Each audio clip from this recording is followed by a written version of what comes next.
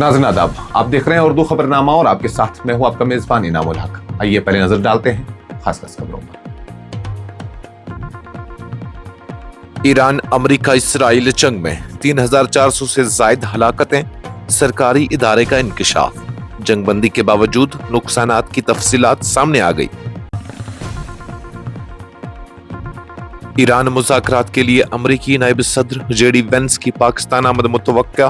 मुतज़ाद बयानात से सूरत हाल मबहम, वाशिंगटन का सख्त पैगाम भी सामने आ गया।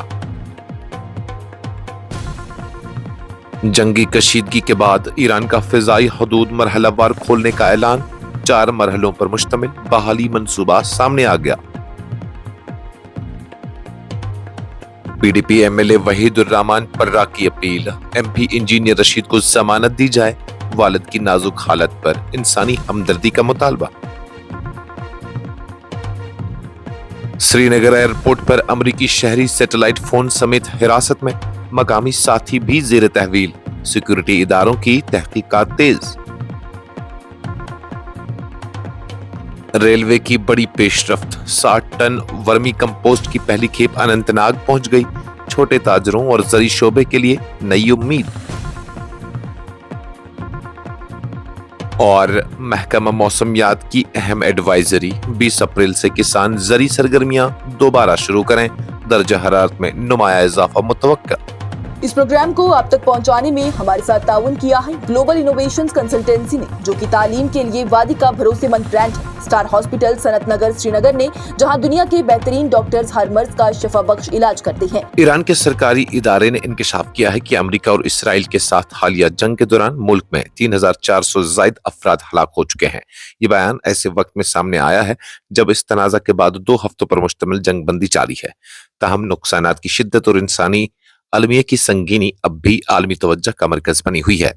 इदारे के सरबराह अहमद मौसवी के मुताबिक मजमूई तौर पर 3468 अफराद शहादत के दर्जे पर फाइज हुए, जो इस हालिया जंग का बराह रास्त नतीजा है।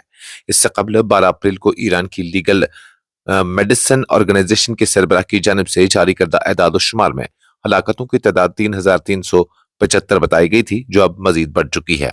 दूसरी जानिब अमेरिका में कायम इंसानी हुकूक की तंजीम HRAN ने 7 अप्रैल को अपनी रिपोर्ट में हलाकतों की तादाद कम से कम 3636 बताई, जिसमें 1701 आम शहरी शामिल है। और शहरी हलाकतों में कम से कम 254 बच्चे भी शामिल हैं, जो इस जंग के सबसे दर्दनाक पहलू की अक्कासी करते हैं। रिपोर्ट के मुताबिक 1221 फौजी एहलकार भी मारे गए, जबकि 714 अफराद की शिनाख्त या हैसियत ताहाल वाज़ा नहीं हो सकी। ये तनाज़ा फरवरी के आखिर में उस वक्त शिद्दत इख्तियार कर गया था जब अमेरिका और इसराइल की जानिब से तेहरान पर फिजाई हमले किए गए, जिसके बाद खित्ते में कशीदगी अरूज पर पहुंच गई। अगरचे फिलहाल जंग बंदी नाफिज है, लेकिन जमीनी हकायक तक रसाई और आजादाना तस्दीक में शदीद रुकावटें मौजूद हैं। बैनुल-अक़वामी खबरसां इदारे AFP के मुताबिक वो उन हमलों के मकामात तक रसाई हासिल करने या हलाकतों के अदाद शुमार की आजादाना तस्दीक करने से कासिर हैं। माहिरीन के मुताबिक ये अदाद शुमार न सिर्फ एक बड़े इंसानी बहरान की निशानदेही करते हैं, बल्कि उस खित्ते में जोग्राफियाई और सियासी कशीदगी की संगीनी को भी उजागर करते हैं, जिसके असरात आने वाले वक्त में मजीद गहरे हो सकते हैं। अमेरिका के नायब सदर जेडी वेंस की ईरान से मुतल्लिक अहम मुज़ाकरात के सिलसिले में पाकिस्तान आमद मुतवक्का है, जिसकी तस्दीक व्हाइट हाउस के एक ओहदेदार ने की है। ताहम इस हवाले से दिन भर मुतज़ाद बयानात सामने आने के बाद सूरत हाल खासी मबहम हो गई है। ज़राए के मुताबिक अमरीकी वफद इस्लामाबाद में होने वाले उन मुज़ाकरात में शिरकत करेगा जहां ईरान से मुतल्लिक अहम सिफारती पेशरफ्त मुतवक्का है। व्हाइट हाउस एहलकार के मुताबिक खुसूसी एलची स्टीव विटकॉफ और जेरेड कुशनर भी इस दौरे में शरीक होंगे और अमरीकी वफद का हिस्सा होंगे। इस पेशरफ्त को खित्ते में बढ़ती कशीदगी के तनाजुर में निहायत अहम करार दिया जा रहा है, जहां ईरान के साथ किसी मुमकिन माहिदे की कोशिशें जारी हैं। दूसरी जानिब अमेरिकी सदर डोनाल्ड ट्रंप ने इतवार के रोज एक मुतज़ाद बयान देते हुए कहा था कि जेडी वेंस इस दौरे में शरीक नहीं होंगे। उन्होंने ABC न्यूज से गुफ्तगू में सिक्योरिटी खदशात और कलील वक्त में इंतजामात को इस फैसले की वजह करार दिया। ताहम बाद मुख्तलिफ अमरीकी मीडिया इदारों और हुक्काम की जानिब से ये इत्तलात सामने आई कि वेंस ही अमरीकी वफद की क़यादत करेंगे, जिससे मामला मजीद उलझ गया। रिपोर्ट्स के मुताबिक इस्लामाबाद में ये अहम मुलाकातें मंगल के रोज शेड्यूल है, जो बुध तक जारी रह सकती हैं। याद रहे कि जेडी वेंस इससे कबल भी ईरान के साथ एक दौर की मुज़ाकराती क़यादत कर चुके हैं, ताहम वो बातचीत किसी हतमी मुआहदे के बगैर खत्म हो गई थी। حالیہ علاقائی تنازعات اور شدید کشیدگی کے باعث طویل بندش کے بعد ایران نے اپنی قومی فضائی حدود کو مرحلہ وار دوبارہ کھولنے کا فیصلہ کیا ہے۔ سرکاری خبر رساں ادارے تسنیم کے مطابق ایران کی سول ایویشن آرگنائزیشن کے ایک سینئر عہدیدار نے اس بات کی تصدیق کی ہے کہ فضائی آپریشنز کی بحالی ایک جامع 4 مرحلوں پر مشتمل منصوبے کے تحت عمل میں لائی جائے گی، جس کا مقصد ملک میں فضائی سرگرمیوں کو بتدریج معمول پر لانا ہے۔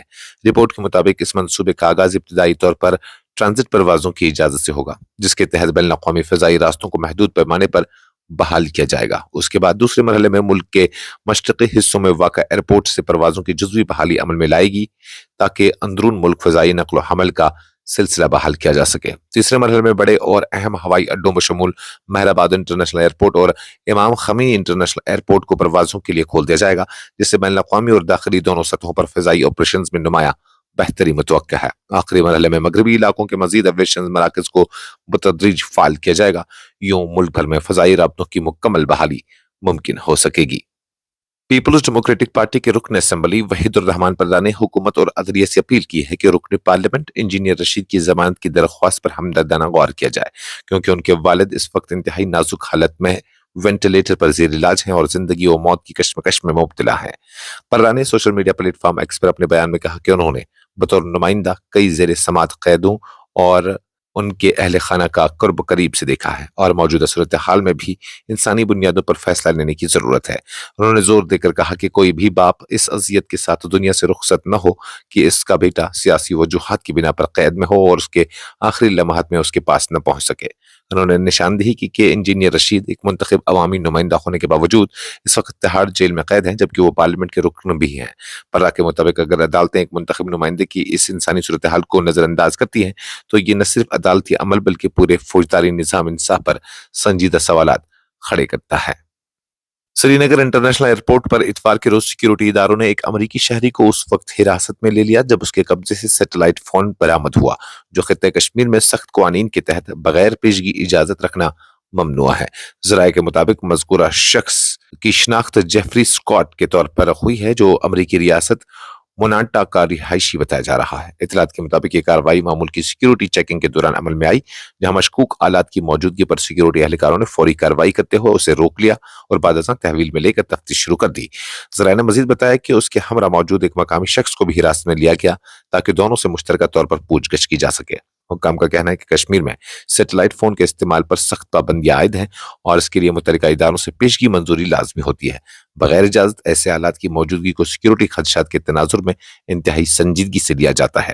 سیکیورٹی ایجنسیاں اس بات کی چھان بین کر رہی ہیں کہ مذکورہ امریکی شہری اور اس کے مقامی ساتھی کا دورہ کسی مقصد کے لیے تھا اور آیا سیٹلائٹ فون کے استعمال کے پیچھے کوئی مخصوص یا مشکوک محرک تو کار فرما نہیں۔ حکام کے مطابق معاملے کی باریک بینی سے تحقیقات کی جا رہی ہیں اور ضروری قانونی کارروائی عمل میں لائی جائے گی۔ شمالی ریلوے کے جموں ڈویژن نے مال بردار کے شعبے میں ایک اہم سنگ میل عبور کرتے ہوئے ہریانہ کے امبالہ سے جنوبی کشمیر کے ضلع اننت ناگ تک ورمی کمپوسٹ کھاد کی پہلی کھیپ کامیابی کے ساتھ پہنچا دی ہے۔ حکام کے مطابق اس اقدام کو خطے میں زرعی سرگرمیوں کے فروغ اور کاروباری روابط کے استحکام کے لیے نہایت اہم قرار دیا جا رہا ہے۔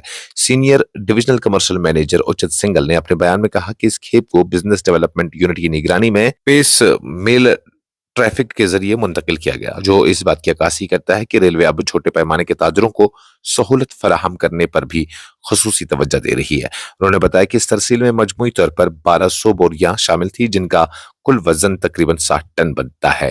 یہ کھاد امبالہ میں واقع سکری فارمز کی جانب سے روانہ کی گئی تھی اور کامیابی کے ساتھ وادی کشمیر تک پہنچائی گئی۔ حکام کے مطابق اس پیش رفت سے نہ صرف تجارتی سرگرمیوں کو فروغ ملے گا بلکہ کسانوں کو معیاری زرعی مصنوعات کی دستیابی بھی یقینی بنائی جا سکے گی۔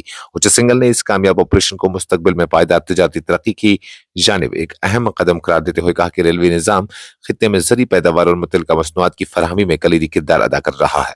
ماہرین کا ماننا ہے کہ اس طرح کے اقدامات نہ صرف مقامی معیشت کو مضبوط کریں گے بلکہ کشمیر کے زرعی شعبے میں جدید طریقوں کے فروغ میں بھی مددگار ثابت ہوں گے۔ महकमा मौसमियात श्रीनगर की जानिब से जारी करदा ताज़ा एडवाइजरी में वादी के किसानों को हिदायत दी गई है कि वो 20 अप्रैल यानी आज से अपनी तमाम ज़री सरगर्मियां दोबारा शुरू करें, क्योंकि आइंदा दिनों में मौसम की सूरत हाल निस्बतन साजगार रहने की तवक्का है। हुकाम के मुताबिक हालिया मौसमी हालात के बाद अब खेती बाड़ी के लिए हालात बेहतर हो रहे हैं, जिसमें किसानों को अपने मामूल के काम काज बहाल करने में मदद मिलेगी।